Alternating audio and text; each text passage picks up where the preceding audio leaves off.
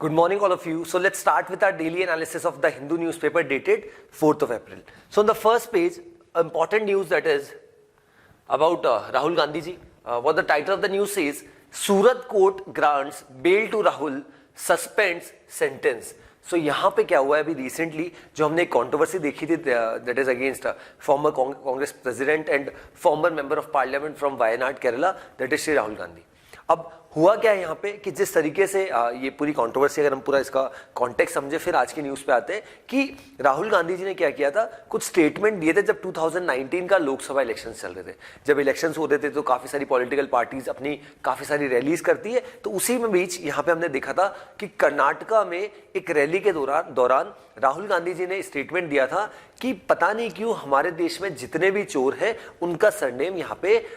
मोदी क्यों है. अब जैसे ही यहाँ पे हुआ तो उनका कहीं ना कहीं हम डायरेक्टली या इनडायरेक्टली टारगेट जो थे वो ललित मोदी, नीरव मोदी और साथ में कहीं ना कहीं हमारे honourable prime minister Narendra Modi भी थे. देन जैसे ये कंट्रोवर्सी बढ़ी फिर क्या हुआ, गुजरात के सूरत से ही एक बीजेपी पार्टी के एमएलए है मिस्टर परनेश मोदी, उन्होंने एक केस फाइल किया किसके अगेंस्ट, राहुल गांधी जी के, कि उन्होंने पूरी मोदी कम्युनिटी को, और मोदी कम्युनिटी जो कि एक ओबीसी कम्युनिटी आती है, उनको चोर कहा है. फिर ये केस स्टार्ट हुआ. लगभग काफी बार राहुल गांधी जी को वहां पे सेशन कोर्ट ने बोला कि आप माफी मांग लीजिए, बट राहुल गांधी जी ने ऐसा नहीं किया. बट अभी 23 ऑफ मार्च को हमने देखा था कि क्या हुआ है, उस सेशन कोर्ट ने, जो सूरत की सेशन कोर्ट है, उसने 2 साल की सजा यहां पर सुनाई है राहुल गांधी जी को. फिर जैसे ये पूरी कॉन्ट्रोवर्सी हुई उसके बाद देखा हमने सेक्शन 8 जो क्लॉज 3 है of representation of people's act 1951, वो ये बोलता है कि अगर किसी भी मेंबर ऑफ पार्लियामेंट को 2 साल या उससे ज्यादा के लिए अगर सजा हो जाती है तो उसको डिस्क्वालीफाई किया जा सकता है from being a member of parliament. और next day that is 24 of March को हमने देखा कि लोकसभा सेक्रेटरीट जो है हमारा, लोकसभा सचिवालय जिसको बोलते हैं, वहां से एक पत्र आता है और उस पत्र में क्या बताया गया कि राहुल गांधी जी की जो सदस्यता है उसको रद्द कर दी गई है and Rahul Gandhi is no longer a member of parliament from Lok Sabha who was earlier representing from Wayanad in Kerala और वायनाड कॉन्स्टिट्यूएंसी इन केरला. अब जैसे ये कंट्रोवर्सी हुई हमने देखा बहुत सी जगह इवन कांग्रेस के supporters, Congress protesters, even with in country, outside country, हमने देखा काफी सारी कंट्रीज काफी कंसर्न थी. बट अब यहाँ पे क्या हुआ है कि सूरत के ही एक सेशन कोर्ट ने यहाँ पर एक बेल ग्रांट कर दी किसको, राहुल गांधी जी को. और बेसिकली यहाँ पर हुआ क्या कि राहुल गांधी जी ने 2 यहाँ पर एप्लीकेशन फाइल करी. First for suspension of application, suspension of sentence जो कि 2 साल की सजा हुई है, और सेकेंड यहाँ पे सस्पेंशन ऑफ कन्विक्शन. तो सस्पेंशन ऑफ जो सेंटेंस वाली है उसमें उनको यहाँ पर अभी जमानत यहाँ पे मिल गई है, लेकिन सस्पेंशन ऑफ कन्विक्शन वाली जो बात है उसमें 13 अप्रैल को यहाँ पे सुनवाई होनी, ऐसा कोर्ट ने यहाँ पर बोला है. अब राहुल गांधी जी का क्या स्टेटमेंट था, या कल हम देखा काफी ट्विटर पे भी काफी लोग काफी खुश थे जिस तरीके से बेल यहाँ पे मिल गई. और अब यहाँ पे राहुल गांधी जी ने क्लियरली इस चीज को बोला है कि मैं बेसिकली डेमोक्रेसी की बात कर रहा हूं एंड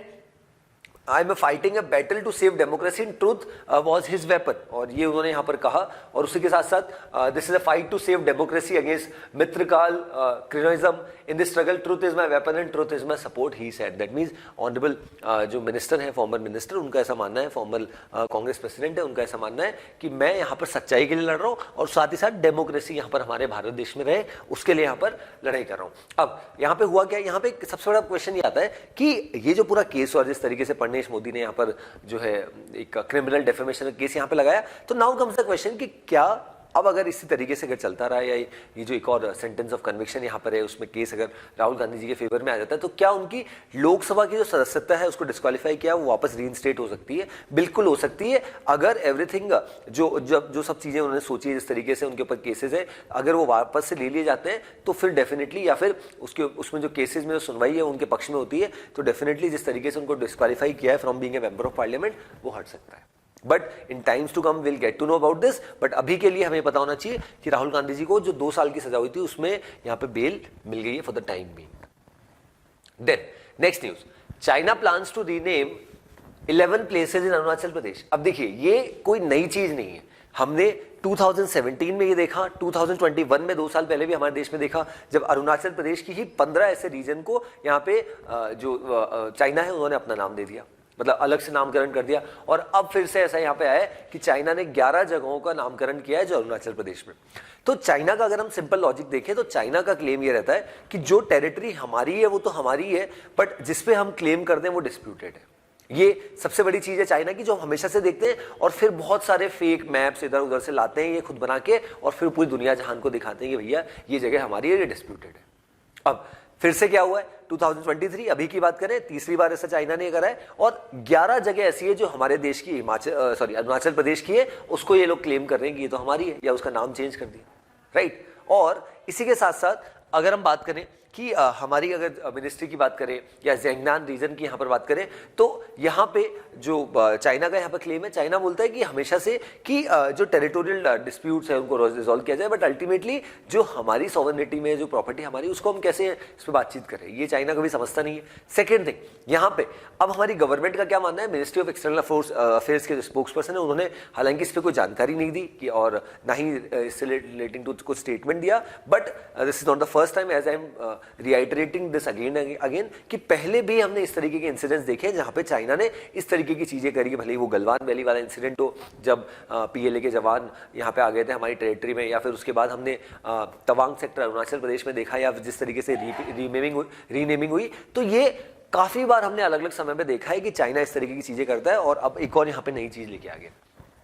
रिसेंटली जिस तरीके से चाइना के कुछ मिनिस्टर यहाँ पे भारत आए थे, और जिस तरीके से दोनों देशों के लीडर्स के बीच में यहाँ पर बातचीत हुई, तो ऐसा लग रहा था कि things are trying to be normal, जिस तरीके से the way things are going, but in time in again and again in times to come और in current situation if you see the current scenario, China बार बार इन चीज़ों को वापस से बढ़ाता है, और एक माहौल यहाँ पर क्रिएट होता है कि किस तरीके से फिर से बातचीत के जरिए जो इश्यूज है उनको रिजॉल्व करे, बट वैसा नहीं हो पाता। सो this was all about China और जो सिचुएशन है, और ज़ेंगनान रीजन में यहाँ पे 11 जगह ऐसी है जिसको यहाँ पे इन्होंने खुद का नामकरण यहाँ पे कर दिया, जो कि एक्चुअल में अरुणाचल प्रदेश में। चलिए next, this the city part, this we can skip, a lot of political news are there in the news today, so we'll be going directly to the editorial part. Okay, so today we'll be discussing two editorials. So what the title of the first editorial says, a fresh COVID-19 data interpretation approach. So यहाँ पे author ने बात की है कि पिछले कुछ समय से हमारे देश में कोविड के केसेस यहाँ पे बढ़ रहे हैं। अगर मैं आपको एक डेटा शेयर करूँ, पिछले 24 घंटे की अगर बात करते हैं, कल की बात करते हैं, लगभग more than 3,500 cases have been reported in the past 24 hours in the country. अब यहाँ पे ऑथर ने क्या बोला, देखो हमारे यहाँ पे जिस तरीके से यहाँ पे केसेस बढ़ रहे हैं उसके 3 प्रमुख कारण है, एक एक करके सबको पढ़ते हैं। First one, the XBB 1.16 recombinant, जो भी ओमिक्रॉन का सब वेरिएंट है, सब लीनिएज है, variant which is higher transmissibility and in comparison to other circulating variants. That means अभी जो यहाँ पे वेरिएंट है XB 1.16, ये ज्यादा इन टर्म्स ऑफ कह सकते हैं कि ज्यादा फैलता है, इसी वजह से भी केसेस यहाँ पे देखने को मिल रहे हैं। देन सेकेंड,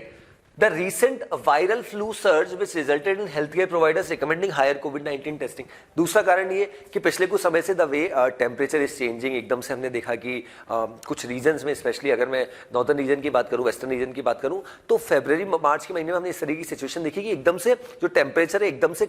जो कम था, ठंड का समय था, एकदम से बढ़ गया। जनरली होता ही है कि एक फेज चलता है, धीरे धीरे टेम्परेचर बढ़ता है, बट इस बार एकदम से शूट अप हो गया, तो वो भी काफी कारण हो गए कि काफी लोग बीमार थे। अब उसके बाद क्या कर दिया, काफी सारे डॉक्टर्स ने रेकमेंड किया टेस्टिंग को, कोविड के सिम्टम्स हो सकते हैं शायद, तो इस वजह से टेस्टिंग ज्यादा हुई तो अल्टीमेटली केसेस भी ज्यादा है। देन थर्ड यहां पे बताया, the availability of COVID-19 testing is at low cost in the COVID-19 surge that is nudging people who have a cough and cold to get themselves voluntarily tested. That means जिन लोगों को cold कफ की जो normal symptoms है, जो Covid के भी symptoms है, वो भी अगर अभी हो रहे हैं, और क्योंकि यहाँ पर कोविड टेस्टिंग हमारी गवर्नमेंट के द्वारा, हेल्थ केयर ऑफिशियल्स की तरह बहुत ईजी वे में यहाँ पर प्रोवाइड होने लग गई और काफी मात्रा में हम टेस्टिंग यहाँ पे कर सकते हैं, तो इस वजह से अब लोगों में ऐसा हो चुका है कि अगर केसेस का लग रहा है बिल्कुल भी, या थोड़ा लग रहा है कि बॉडी में कुछ इश्यूज है, तो डेफिनेटली आप डायरेक्टली क्या करा लेते हैं, टेस्ट ही करा लेते हैं, कोविड का ही टेस्ट करा लेते हैं। तो ये 3 प्रमुख कारण है जो ऑथर ने यहाँ पर रीइंस्टेट किए और जिनको बताया कि इसकी वजह से यहाँ पे हमारे यहाँ पे केसेस बढ़ रहे हैं। अब यहाँ पे आगे बात करते हैं, impact of ill informed discourse. तो यहाँ पे ऑथर ने बात करी कि पिछले 3 साल से अगर हम देखें जिस तरीके से कोविड के केसेस बढ़ रहे हैं, तो अब फिर से केसेस बढ़ने लग गए, बट सिचुएशन यहाँ पर यह है कि हम कोविड के केसेस को कंट्रोल भी हमें करना है, और उसी के साथ साथ जो वैक्सीनेशन का प्रोसेस है उसको भी बढ़ाना है, क्योंकि अभी की सिचुएशन में प्रॉब्लम ये हो चुकी है कि वैक्सीनेशन नहीं बढ़ पा रहा। इसी की जानकारी अभी हम आगे ही पढ़ेंगे, जब मनसुख एस मंडाविया जी जो हमारे यूनियन हेल्थ मिनिस्टर है, उन्होंने इस चीज की जानकारी दी कि जो हमारे पास इनफ वैक्सीनेशन है, बट वैक्सीनेशन इतनी फिर भी नहीं हो पा रही। अब यहाँ पे ऑथर ने काफी सारे एग्जाम्पल्स साइड किए, और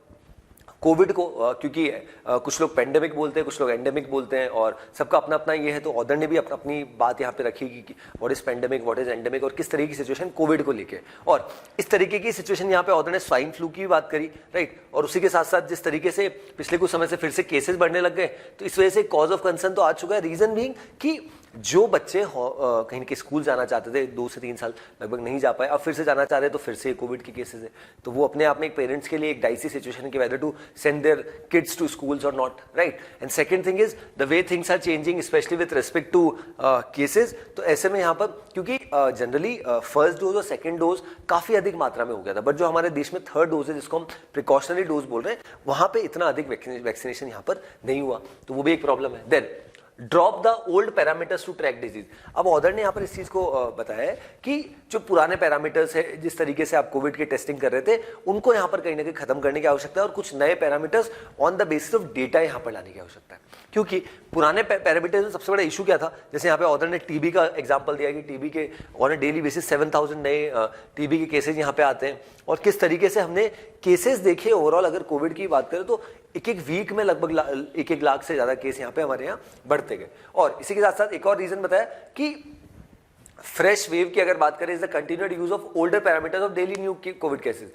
However, there is a clear disassociation between infection and disease since the emergence of the Omicron variant. देखो, ओमिक्रॉन वेरिएंट की अगर हम बात करें, लास्ट ईयर 2022 में हमने जनवरी मंथ में देखा था ओमिक्रॉन जैसा ही ऐसा वेरिएंट, जो अल्फा, डेल्टा, बीटा, गामा, ये सब जो हमने वेरिएंट्स देखे, उसमें ओमिक्रॉन ऐसा वेरिएंट था जो इतना डेडली नहीं था, डेथ से नहीं हो रही थी, बट विज़ अगर हम कंपेयर करें, लोग काफी इन्फेक्ट हुए, क्योंकि उसका जो मेजर सिम्टम्स था that was cold, cough, fever, यही था। तो अब यहाँ पे ऑथर ने बोला अब हमें यहाँ पर क्या करना चाहिए, there is a need for a more objective approach. अब कौन सी अप्रोच को यहाँ पे कह रहे हैं, that is in public health approach should be to collect information to interview, that means a lot of data has to be collected, और उसके बेसिस पे यहाँ पे इंफॉर्मेशन को डिराइव करना चाहिए with targeted and voluntary testing. Daily covid cases and test positivity rate are a very weak parameter as well as flawed approach. That means कि आपके यहाँ पे आपने टारगेट टेस्टिंग चालू करी, या फिर आपको लग रहा है कि जो लोग ऑलरेडी इन्फेक्टेड है वो खुद वॉलंटरली टेस्टिंग करा रहे, तो that should not be the matter कि क्या स्थिति आपके यहाँ पे, राइट। क्योंकि जो नॉर्मल फ्लू वाले सिचुएशन होती है वही सिचुएशन यहाँ पे,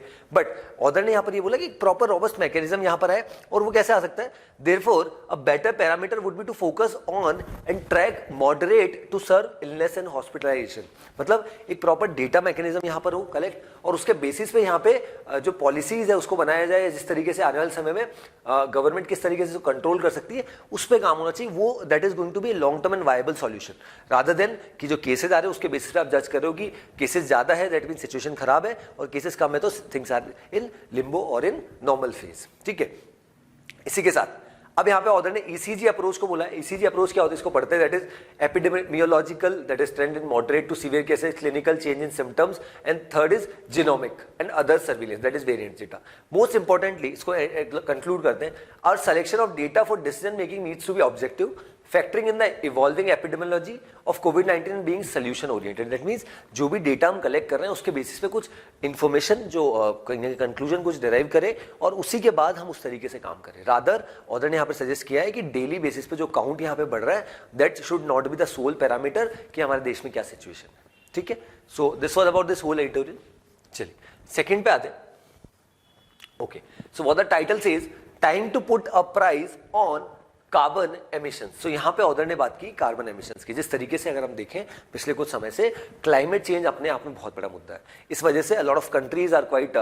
फोकस्ड टुवर्ड्स दिस कि किस तरीके से काम करें। इंडिया ने भी जो COP 26 हुई थी, conference of parties 26 Glasgow Scotland में, तो काफी सारे जो है विजन हमने रखे थे, उसमें सबसे बड़ा था कि India will get net zero carbon emitter by the year 2070। अब अगर हमने वो एम्बिशन सेट किए तो केवल भारत में नहीं बहुत सारी कंट्रीज ने किए, अब हमें उस पर काम करने की आवश्यकता है। तो वो चीज़ हम कर भी रहे हैं, सिंगल यूज प्लास्टिक्स को बैन कर रहे हैं, बहुत सारी चीज़ हम कर रहे हैं, पेट्रोल एंड डीजल व्हीकल से इलेक्ट्रिक व्हीकल से हम लोग शिफ्ट हो रहे हैं। नाउ कम्स द क्वेश्चन, अब यहाँ पे ऑथर ने बोला कि क्यों ना ये जो पूरा कार्बन एमिशन हो रहा है या जो ज़्यादा इसको एमिट कर रहा है उनके ऊपर यहाँ पे टैक्सेस लगाया जाए या उनसे कुछ चार्ज किया जाए,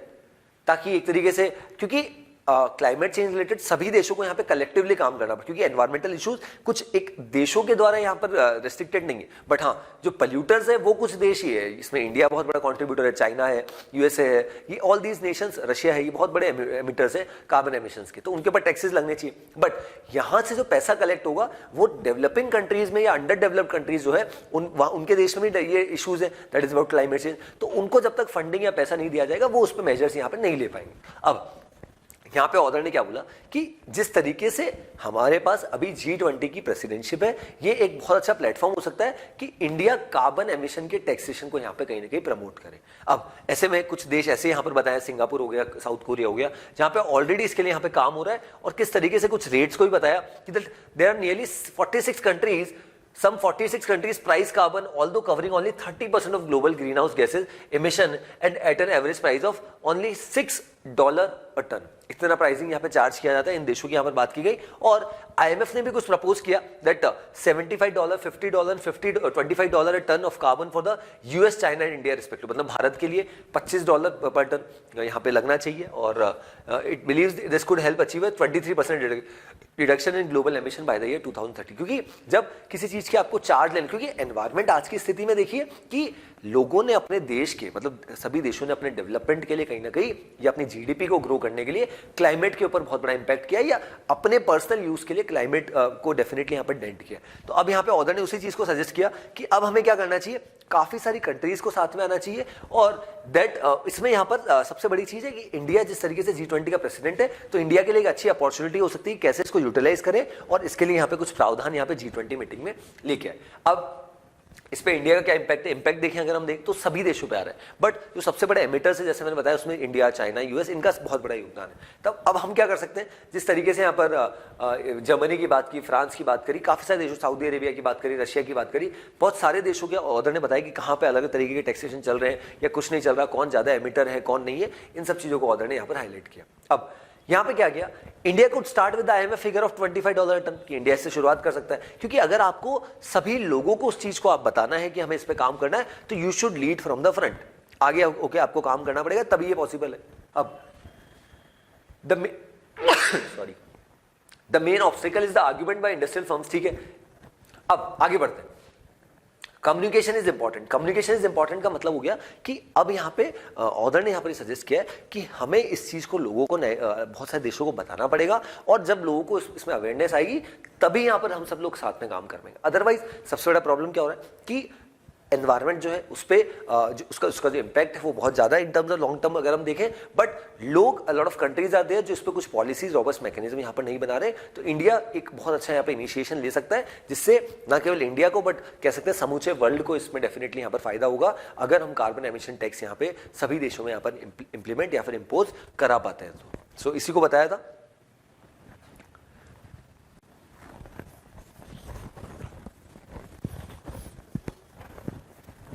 चलिए आगे बढ़ते।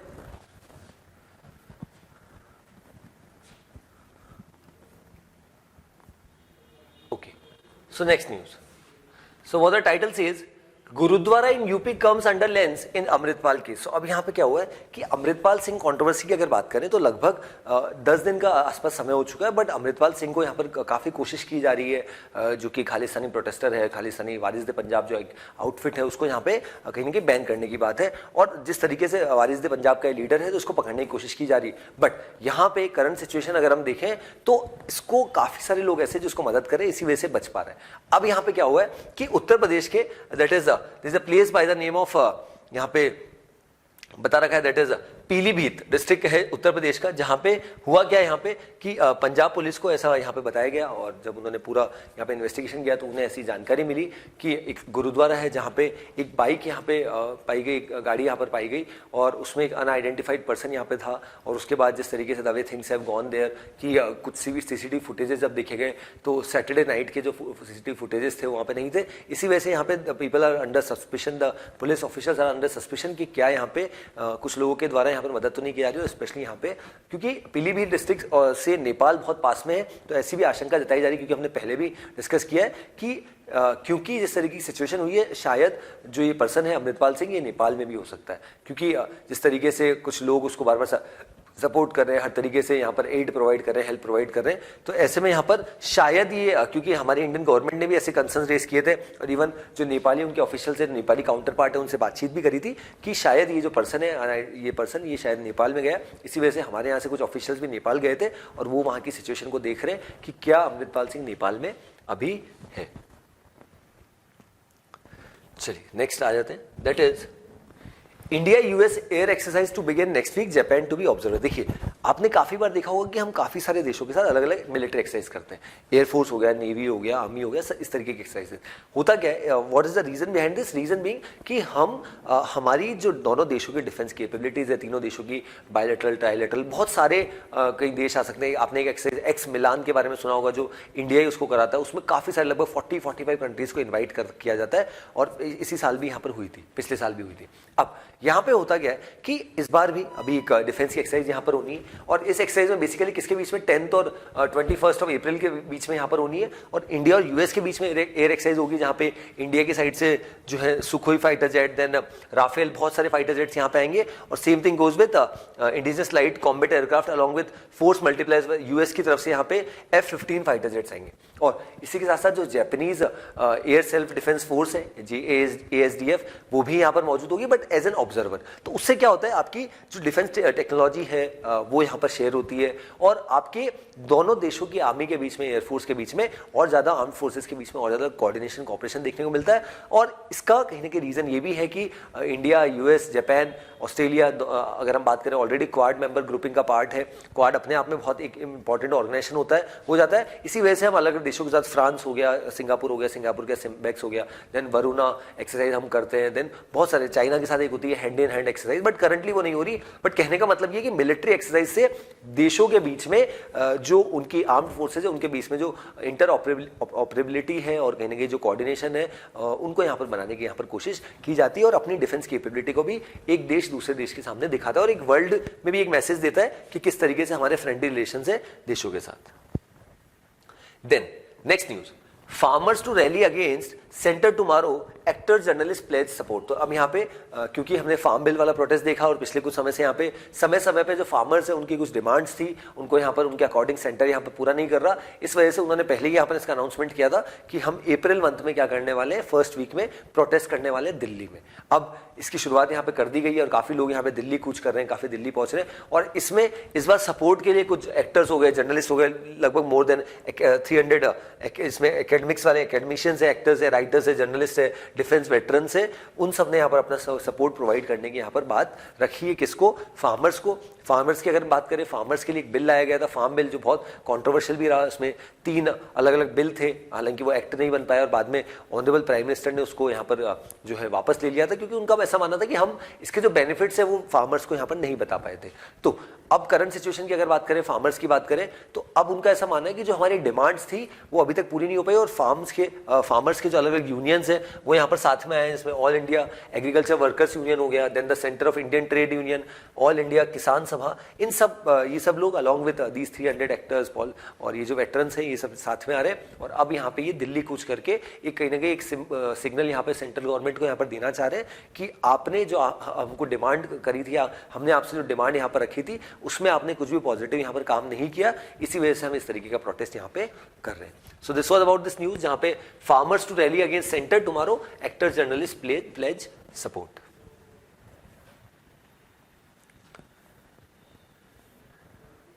Then next news, government has enough vaccine stock set by Mandaviya. सो हमारे यहाँ पे जो Mandaviya ji, that is Mansukh S Mandaviya ji, जो हमारे union health and family welfare के जो यूनियन मिनिस्टर है, उन्होंने ऐसी जानकारी दी कि हमारे देश में जो वैक्सीनेशन है वो पर्याप्त है। बट आज की सिचुएशन अगर हम देखें, लगभग पिछले 24 घंटे में 3641 नए कोविड के केसेज यहाँ देखने को मिल रहे हैं और ये जो हमने वेरिएंट देखा B1.16, उसके केसेस काफी देखने को मिल रहे हैं। इन्फ्लुएंजा A की यहाँ पर बात की, बट जो हमारे ऑनरेबल यूनियन मिनिस्टर है उनका ऐसा मानना है कि now it's high time that a lot of cases are increasing, so those those people who are not vaccinated with the precautionary dose or the booster dose or the third dose, उनको जल्द से यहाँ पे vaccinate होने की आवश्यकता है। और इसी के साथ साथ हमारे यहाँ पे वैक्सीनेशन के ऑप्शन भी बहुत है। इनकोवैक हमने पहले भी डिस्कस किया है, जो कि एक मेजल ड्रॉप वैक्सीन है, जो कि 4 ड्रॉप आपके इस नॉस्ट्रिल में, 4 ड्रॉप इस नॉस्ट्रिल में, और आपका वैक्सीनेशन हो जाता है। वो है कोविशील्ड है, कोवैक्स, बहुत सारी वैक्सीन है हमारे देश में, जो बहुत अच्छी बात है। बट आज के सिचुएशन में अगर प्रिकॉशनरी डोज की बात करें तो उसका ओवरऑल जो परसेंटेज देखें काफी कम है। लेस देन 30% लोगों ने ही हमारे देश में प्रिकॉशनरी डोज लगाया। और अब यहाँ पे जिस तरीके से केसेस बढ़ रहे हैं, उस वजह से now people are getting a bit more aware about this situation. इसी वजह से लोग काफी यहाँ पर जो वैक्सीन के डोजेज है वो भी यहाँ पर लगा रहे हैं प्रिकॉशनरी डोज के। बट एक सिचुएशन ये भी है कि यहाँ पे करंट गवर्नमेंट ने यहाँ पर ये भी क्लियर मैसेज किया कि कुछ लोगों का ऐसा मानना था कि हो सकता है हमारे यहाँ पे वैक्सीन की शॉर्टेज हो या ऐसी कुछ बात हो, बट ऐसा क्लियरली नहीं है। इसी वजह से यहाँ पे गवर्नमेंट ने क्लियरली एक मैसेज दे दिया, मनसुख एस मंडाविया जी ने, कि गवर्नमेंट के पास इनफ स्टॉक है, उसमें कोई दिक्कत नहीं, बट जो लोग हैं उनमें थोड़ी सी अवेयरनेस और आने की आवश्यकता है, ताकि ये जो कोविड के रिसेंट सर्ज हमें देखने को मिल रहे हैं इसको रोका जा सके। और वायरस स्टिल इवॉल्विंग। बेसिकली अगर कोविड की बात करें तो इसके काफी सारे म्यूटेशंस है। ओमिक्रॉन के हमने बहुत सारे सब लीनिएजेस देखे, ये चीज हमने अल्फा और डेल्टा में भी देखी थी। तो इस वजह से यहाँ पे जो जिस तरीके से वो चेंज हो रहे हैं, इसी वजह से गवर्नमेंट भी यहाँ पर फोकस कर रही है कि जो लोग इन्फेक्ट हो रहे हैं वो जीनोम सीक्वेंसिंग भी कराए, जिनकी तबीयत ज्यादा खराब है। जीनोम सीक्वेंसिंग से होगा क्या कि ये डिटेक्ट हो पाएगा कि कौन सा वायरस है या कौन सा सब लीनिएज है जिसकी वजह से ये पर्सन इन्फेक्ट हुआ है, और तभी मेडिकेशन यहाँ पे हो पाएगा। और सेकंड थिंग हमें ये भी पता होना चाहिए कि 10th and 11th of April date decide की गई, जब हमारे पूरे देश में यहाँ पर जो हेल्थ इंफ्रास्ट्रक्चर का मॉक ड्रिल होगा, जिसमें पूरी सिचुएशन देखी जाएगी कि ऑक्सीजन कंटेनर्स कितने हैं, हेल्थ बेड्स कितने हैं, और अगर ओवरऑल सिचुएशन देखें वैक्सीन की, सभी चीज़ों की रिगार्डिंग कोविड प्रिपेयर्डनेस हमारी किस तरीके की है, उसके लिए 10th एंड 11th ऑफ अप्रैल के दिन यहाँ पे 2 दिन निर्धारित किए गए, और उसमें पूरे देश में, समूचे देश में मॉक ड्रिल होना है। Then on the left hand side Bhutan king, जिसके बारे में हमने कल भी पढ़ा था, arrives in new Delhi for 3-day visit. सो 3 दिन के लिए यहाँ पर आए हैं, और उनकी as you can see in the photograph that जो हमारे फॉरेन अफेयर्स मिनिस्टर हैं एस जयशंकर जी, उनके साथ उनकी मुलाकात हुई। और आज के दिन अगर बात की जाए तो हमारे ऑनरेबल प्राइम मिनिस्टर से भी उनकी मुलाकात होनी है। भूटान एक हमेशा से हमारा अच्छा देश रहा है, बट पिछले कुछ समय से अगर देखें जिस तरीके से चाइना हमारे जो पड़ोसी देश है उनमें जिस तरीके से उनसे रिलेशन रख रहा है, स्पेशली नेपाल की बात करूँ तो जिस तरीके से फिर से कम्युनिस्ट गवर्नमेंट वहाँ पे आ गई है, और चाइना बीइंग कम्युनिस्ट पार्टी, तो वो काफ़ी सपोर्ट करते हैं उनको। देन म्यांमार की बात करो, सभी देशों में चाइना का बहुत बड़ा रोल है, पाकिस्तान वगैरह। तो यहाँ पे भूटान में भी जिस तरीके से यहाँ पे एक अग्रीमेंट भी साइन किया गया था भूटान गवर्नमेंट और चाइना के बीच में कि उनके जो इश्यूज है, बॉर्डरिंग इश्यूज, उनको रिजॉल्व किया जाए, उस समय भी इंडिया ने थोड़ा सा हस्तक्षेप किया था। बट अब यहाँ पे भूटान के जो लीडर है किंग का यहाँ पे भारत में आना, ये अच्छा सिग्नल है। और किस मुद्दों पर यहाँ पे दोनों देशों के लीडर्स के बीच में, ऑनरेबल प्राइम मिनिस्टर और भूटान के किंग के बीच में बात होती है, वो देखना बहुत दिलचस्प होगा। चलिए नेक्स्ट आगे बढ़ते हैं। On the world section, okay, so अब क्या हुआ यहाँ पे, Finland turns to the right as it prepares to enter NATO. So यहाँ पे फिनलैंड की अगर बात करें तो फिनलैंड में रिसेंटली इलेक्शंस हुए थे, और जो पुरानी सरकार थी, लेफ्टिस्ट सरकार थी, उनको यहाँ पर लोगों ने नहीं चुना है, और एक नई सरकार आई है और उनको एक मौका दिया। हालांकि पुरानी सरकार ने कोविड के समय अच्छा काम किया, सब चीजें थी, बट अब नए मुद्दे हैं, उस पर यहाँ पे बात हो रही है। स्पेशली नेटो ज्वाइन करना वो एक बड़ा मुद्दा है, और ये जो नई पार्टी आई है फार राइटिस्ट पार्टी, वो इसको सपोर्ट करती है। अब नेटो की अगर बात करते हैं, नॉर्थ अटलांटिक ट्रीटी ऑर्गेनाइजेशन की अगर मैं बात करूं, तो रशिया यूक्रेन वॉर होने का, जैसे मैंने पहले ही बताया कि ये सबसे बड़ा रीजन है, क्योंकि यूक्रेन जो पहले यूएसएसआर सोवियत यूनियन का पार्ट हुआ करता था, जो 1991 में डिसइंटीग्रेट हो गया था, बट यहाँ पे यूक्रेन का ऐसा मानना था कि हमें नेटो, जो कि एक उसका कह सकते हैं कि अपोजिंग यहाँ पे ऑर्गेनाइजेशन था, उस वो एंटर होना चाहता था। रशिया ने काफी बार मना किया था यूक्रेन को, बट यूक्रेन यहाँ पे नहीं माना। उसी के बाद ये जो पूरा इशू चल रहा है, जिसको हम वॉर बोल रहे हैं और जिसको रशिया यहाँ पर एक स्पेशल मिलिट्री ऑपरेशन बोल रहा है, वो पिछले कुछ समय से यहाँ पे चल रहा है, लगभग साल भर से ज्यादा समय हो चुका है, और उसकी वजह से पूरे वर्ल्ड में बहुत सारे इश्यूज आ रहे हैं, स्पेशली फूड, फर्टिलाइजर्स, इन सब चीजों के। अब यहाँ पे क्या हुआ है, नेटो की अगर बात करें, नेटो करंटली 30 मेंबर ग्रुप है। रिसेंटली फिनलैंड और स्वीडन ने यहाँ पर अपनी मेंबरशिप के लिए यहाँ पर अप्लाई किया था, बट फिनलैंड की मेंबरशिप के लिए यहाँ पे हुआ क्या था कि नेटो में ऐसा होता है कि किसी एक देश पे अटैक होता था, ऐसा माना जाता है सभी 30 देशों पे अटैक हुआ, और नेटो में अगर किसी मेंबर को, कंट्री को एंटर होना है, तो सभी 30 देश जब उस पर हाँ सहमति करते हैं तभी उसमें अलाउ किया जाता है। तो फिनलैंड जब एंटर होना चाहता था, तो टर्की एक जो देश है जो कहीं ना कहीं बार बार समय समय पर अपोज कर रहा था कि हम इस चीज को सपोर्ट नहीं करते कि फिनलैंड यहाँ पे एंटर होना चाहता है। अब फाइनली यहाँ पर टर्की इस चीज चीज को माना है और अब फिनलैंड जल्दी यहाँ पर नेटो का मेंबर हो जाएगा और 30 से ये 31 मेंबर का ग्रुपिंग यहाँ पे होगा और स्वीडन की भी ऑलरेडी यहाँ पर बात चल रही है। बट अल्टीमेटली यहाँ पे सबसे बड़ा प्रश्न ये आता है कि एक ऐसा ऑर्गेनाइजेशन जो पोस्ट सेकेंड वर्ल्ड वॉर यहाँ पे बना था और इसका जो कह सकते हैं अपोजिंग जो ग्रुप था यूएसएसआर, जो सोवियत यूनियन 91 में डिसइंटीग्रेट हो गया, तो क्या नेटो को भी डिसइंटीग्रेट नहीं हो जाना चाहिए? रादर नेटो क्या कर रहा है और बढ़ता जा रहा है और नई नई मेंबर कंट्रीज यहाँ पे इसमें अप्लाई करना चाह रही है क्योंकि इसमें बहुत स्ट्रॉन्ग नेशंस यहाँ पे काफी सारे हैं। अब last two news, that is first is Donald Trump leaves Florida for New York to face indictment. So Donald Trump US इतिहास में पहले से लीडर होंगे 200 साल के इतिहास में यूएस की अगर बात की जाए तो जिनके ऊपर यहाँ पे क्रिमिनल चार्जेस लगे और उसी वजह से यहाँ पे बता रखा है कि वो फ्लोरिडा से यहाँ पर न्यूयॉर्क जा रहे हैं और अल्टीमेटली जो उनके ऊपर क्रिमिनल चार्जेस जो मैनहट्टन की जो grand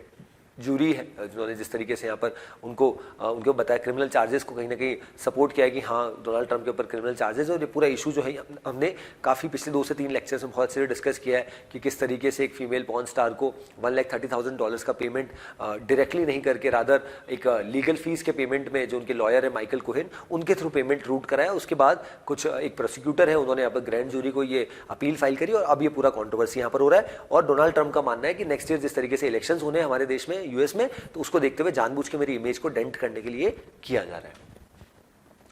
then last news, Chinese spy balloon gathered intelligence on US military sites. तो रिसेंटली लगभग 1 महीने पहले हमने एक इशू देखा था कि हुआ क्या था कि चाइना की साइड से एक स्पाई बलून, एक बलून था जिसको चाइना तो हालांकि ये नहीं बोल रहा स्पाई बलून है, चाइना बोल रहा था एक बलून था हमारा जो हमारे यहीं पे स्पेस में था और गलती से कुछ हवाएं चली वेस्टर्न विंड्स और वो अल्टीमेटली कहाँ चले गया, यूएस चले गया और यूएस ने कुछ समय तक उसको देखा, फिर फाइनली उसको शॉट डाउन किया और वो पानी में गिर गया। बट यहाँ पे अब कुछ ऑफिशियल्स का यहाँ पर ये मानना है कि चाइना के जो स्पाई बलून ने ना बहुत सारी इंटेलिजेंस की जो कह सकते हैं इन्फॉर्मेशन है वो यहाँ पे क्रिटिकल इन्फॉर्मेशन यहाँ पे कलेक्ट कर ली जब वो यूएस के यहाँ पे रडार में था या यूएस की जब एयर स्पेस में था। तो अब यहाँ पे जिस तरीके के इंसिडेंट हुआ चाइना ने उसमें बहुत कंडेम किया कि इस तरीके से स्पाई बलून को यहाँ पे अटैक किया, खत्म कर दिया गया बाय यूएस एजेंसीज और यूएस का ऐसा मानना था कि ये जानबूझ के किया गया और ये इसलिए किया गया ताकि ये जो हमारी मिलिट्री की इंटेल है, अलग अलग इन्फॉर्मेशन है वो यहाँ पे चाइना हमसे कलेक्ट करना चाहता था। तो अब फिर से जिस तरीके से दोनों देशों के रिलेशन है चाइना और यूएस उसमें और ज्यादा खटास यहाँ पे आ गई है। Reason being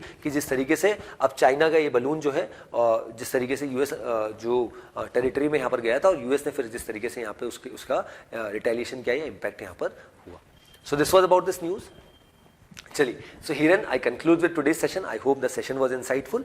So herein I conclude with today's session. That's all from my side. Thanks for watching.